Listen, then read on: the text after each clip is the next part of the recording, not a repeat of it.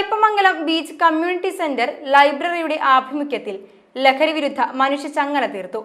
ET Tyson MLA ഉദ്ഘാടനം ചെയ്തു.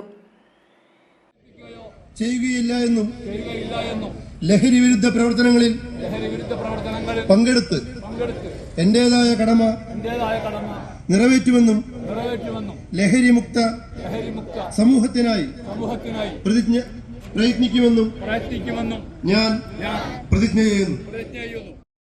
Kaipamangalam panchayat president Shobhana Ravi അധ്യക്ഷത വഹിച്ചു. കയ്പമംഗലം SI സജീഷ് ലഹരി വിരുദ്ധ പ്രതിജ്ഞ ചൊല്ലിക്കൊടുത്തു.